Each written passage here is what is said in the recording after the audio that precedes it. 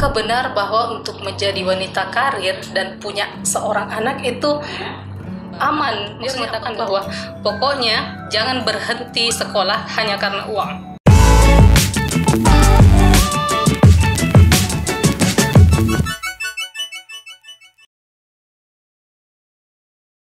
Memang gini ya teman-teman Edcoach, pada saat kita menceritakan pada posisi terendah kita dalam hidup kita tuh merasakan emosi sedih itu adalah hal yang wajar. Seperti karya sekarang mengeluarkan air mata kan, ini semua salah satu cara untuk kita tuh bisa merasa lebih baik ketika kita merasa sedih ya. Di luar konsep sebenarnya ini kalian tapi ini mungkin karena saya mengenang kembali sampai pada akhirnya saya capai itu terngiang bahwa pokoknya jangan jadikan itu sangat jangan jadikan keuangan itu sebagai alasan untuk terus sekolah. Pasti akan ada rezeki dan itu terbukti seperti itu. Teman-teman, ketika kita merasakan sedih, kan pasti kita semua pernah merasakan bahwa ketika kita merasa di titik terendah hidup kita, ketika kita merasa bahwa kita ini sedang tidak baik-baik saja, hal yang paling pertama akan terjadi kan menangis. Wajar, apalagi ketika mengenang orang terkasih yang membantu kita keluar dari masa krisis kita itu. Contohnya seperti ayahnya Karya kan, rasa sedih ini kan membuncah ketika apalagi mengungkapkan perasaan-perasaan seperti itu. Soalnya saya sadar bahwa Bapak adalah orang yang selalu mendukung apapun yang saya lakukan. Sempat pada saat dulu waktu saya mau jadi atlet, dia lebih mendukung saya sebenarnya dibandingkan ibu. Seperti itu ya kan. Kalau misalnya pingin latihan, kadang disisihkan uang, saya meskipun mungkin pada saat itu ibu tidak melarang, tapi dia adalah orang yang benar-benar mendukung apapun yang ingin saya, dan mungkin kepercayaan itu kemudian yang diberikan bahwa saya percaya anak saya ini bisa, mungkin seperti itu ya. Tapi Karya, apa sih yang biasa menjadi trigger Karya itu berpikir bahwa sekarang tuh saya tuh sedang tidak baik-baik saja? Nah itu setelah Bapak meninggal, saya kemudian kembali seperti biasa menjadi seorang ibu dan lain sebagainya. Sehingga pada saat itu waktu jadi keasikan mungkin ya jadi ibu, saya sempat melupakan kuliah waktu S2. Tapi mungkin karena kembali lagi bahwa saya punya suami yang sangat mendukung terkait dengan pendidikan, bagaimana nanti ke depan dia melihat bahwa saya harus menjadi seorang ibu yang hebat untuk anak-anaknya. Saya kemudian didorong untuk kembali kuliah, dan akhirnya pada saat itu saya memboyong anak saya yang pertama ya si bungsu ke Malang, dan saya kemudian mencoba untuk menyelesaikan studi. Sampai di titik itu ternyata itu tidak semudah juga yang saya pikirkan ternyata. Sampai pada akhirnya di titik dimana itu saya kemudian memutuskan untuk setelah 2 tahun anak saya kemudian full ASI, saya kemudian memutuskan sepertinya kalau saya sambil rawat anak tanpa dampingan siapapun, sepertinya saya agak kesusahan. Sampai akhirnya saya pulang ke Sulawesi dan anak saya itu tinggal di rumah dan meninggalkan anak untuk melanjutkan kuliah, dan anak itu kemudian tinggal bersama ayahnya, dirawat sama ayahnya tanpa pendampingan dari nenek ataupun ke orang tua. Jadi kemudian itu apa ya istilahnya ya, perjalanan itu ternyata sakit sekali ternyata setelah menjadi, makanya saya bilang tadi konsep idealitas ketika sudah menjadi ibu itu berubah sekali, sensitif, dan yang dipikirkan itu sebenarnya cuma anak. Sampai kemudian saya berpikir bahwa apakah jalur yang saya pilih ini benar-benar akan berdampak benar-benar positif untuk karya saya dan anak saya. Justru saya kayak semacam berpikir, bagaimana kalau misalnya justru karena ambisi, saya merasa bahwa apakah saya ini terlalu ambisi kah untuk mencapai itu atau bagaimana.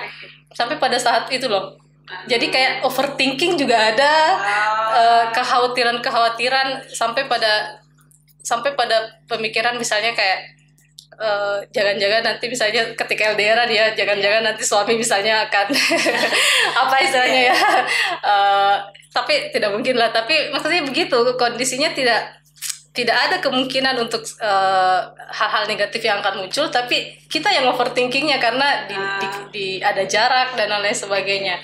Tapi Kak, pada saat situasi kondisi keadaan Karya saat itu, apakah resiliensi Karya itu berpengaruh saat itu? Oh jelas, saya kemudian menyadari bahwa resiliensi adalah hal yang sangat penting untuk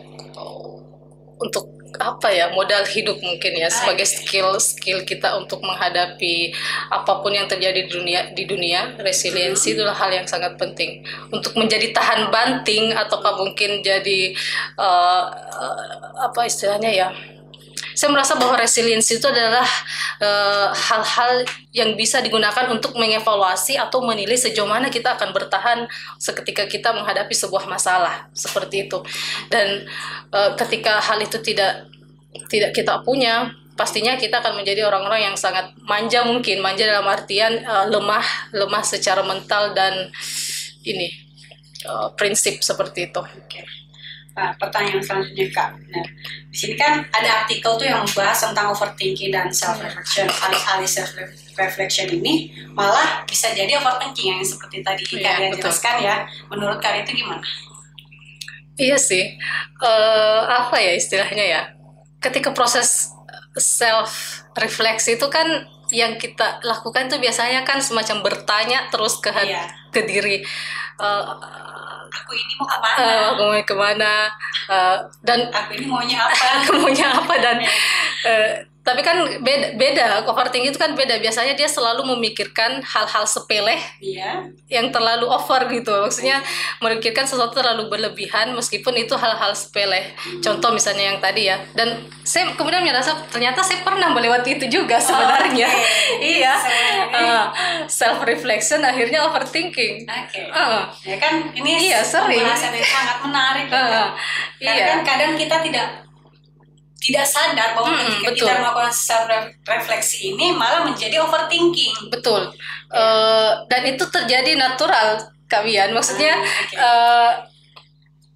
awalnya cuma berpikir bertanya tentang satu misalnya apakah contoh misalnya dalam posisi pada saat saya jauh dari anak, apakah anak saya baik-baik saja di sana? Kemudian tiba-tiba saya di tengah-tengah mencari referensi tentang perkuliahan, ada artikel seorang anak mengalami pelecehan seksual misalnya, dengan seorang anak mengalami kekerasan terhadap oleh dibully dan lain sebagainya. Bukan itu, misalnya kayak biasa kan ada video-video misalnya kayak perawat anak itu biasanya apa istilahnya, bukan yang itu yang di nanny sister itu yang dititipkan tempat penitipan sampai anaknya dibanting-banting dan lain sebagainya. Nah saya pernah di titik itu jangan-jangan anak saya digituin nanti di belakang kalau misalnya ketemu sama orang, ketika misalnya ayah menitipkan itu sama temannya misalnya kan, jangan-jangan nanti anakku itu kan salah satu contoh bentuk yang hal-hal yang sebenarnya justru merusak apa istilahnya mental kita sebagai seorang ibu, dan ternyata itu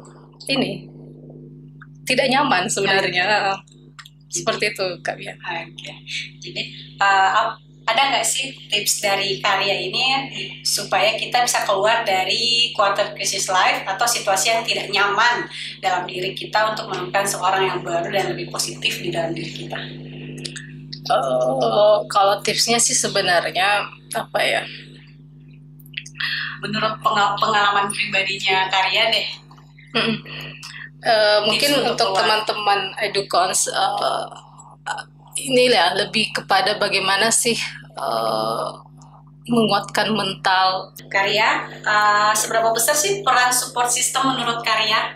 Nah ini nih, kalau support system sih ya maksudnya apa ya, ini adalah hal yang sangat berperan sebenarnya dalam langkah kehidupan kita, itu support system, dimana kita benar-benar harus memilih siapa yang menjadi orang yang terdekat dalam lingkaran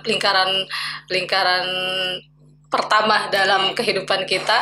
Nah, yang jelas suami adalah seperti yang saya ceritakan dari awal, bahwa suami adalah orang yang paling support dalam perkembangan perjalanan pendidikan keluarga.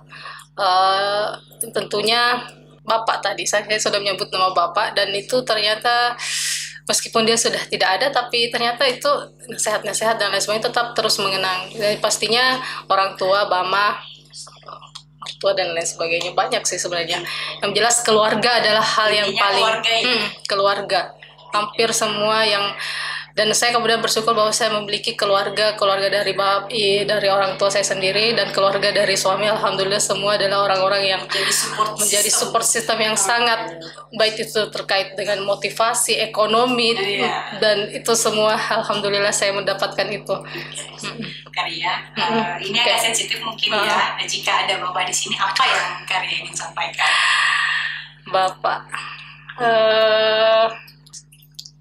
oke. Aduh.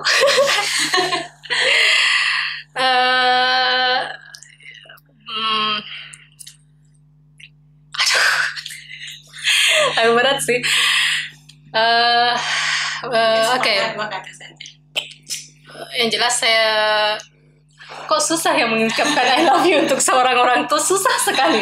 Saya orangnya susah untuk mengungkapkan itu sebenarnya kepada orang, tapi biasanya saya bisa melakukan dengan tindakan dan lain sebagainya. Bahkan untuk mengucapkan bahwa saya care sama kamu misalnya, itu agak susah kalau saya menurutnya. Pak, sekarang alhamdulillah saya sudah menjadi orang yang mungkin Bapak idam-idamkan selama ini. Salah satu anaknya Bapak sudah menjadi penerus, pengajar, mungkin ya bisa dikatakan seperti itu, pengajar, dan insya Allah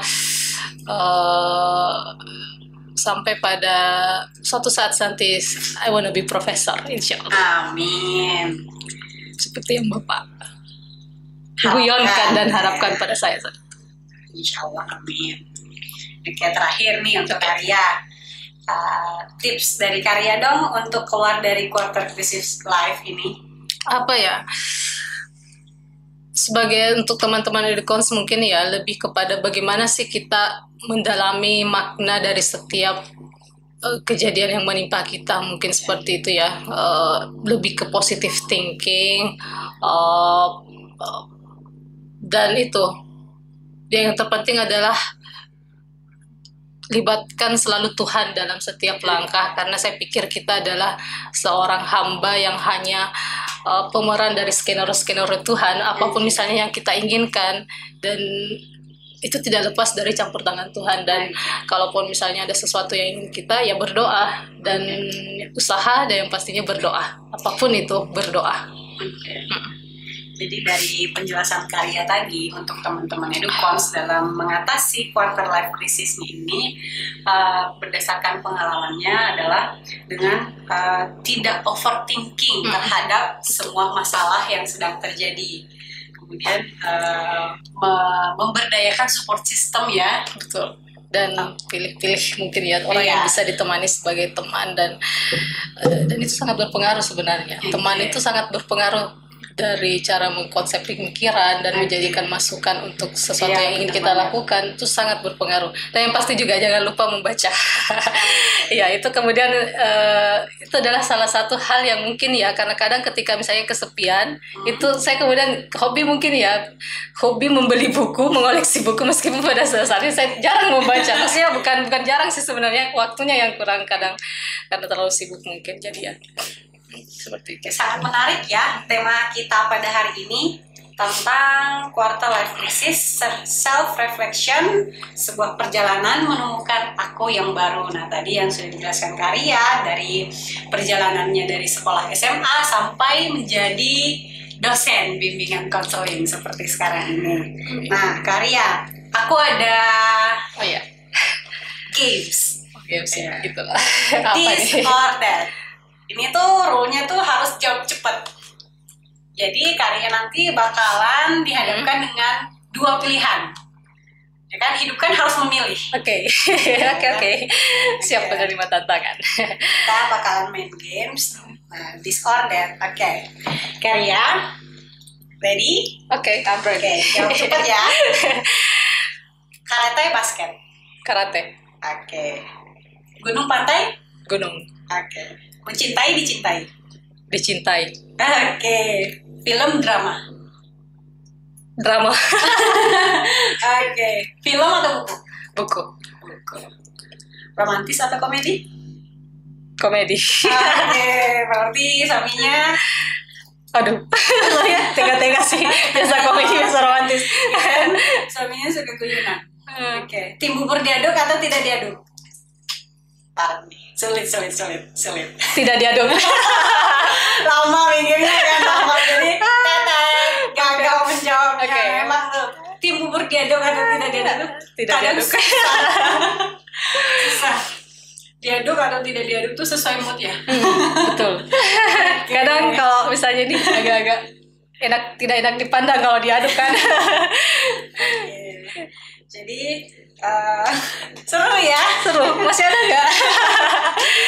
Oke. Jadi terima kasih ya Kak Dina atas kesempatannya menjadi teman cerita di Edukons Podcast. Oke, teman-teman Edukons, jangan lupa untuk support channel ini dengan like, subscribe, dan bagi-bagi ke teman kalian video yang ada di dalam channel YouTube ini karena sangat inspiratif dan banyak ilmu yang bisa kita petik. Oke, demikian saya Kaulian Fitri, host hari ini. Sampai jumpa di video seru selanjutnya. Bye-bye!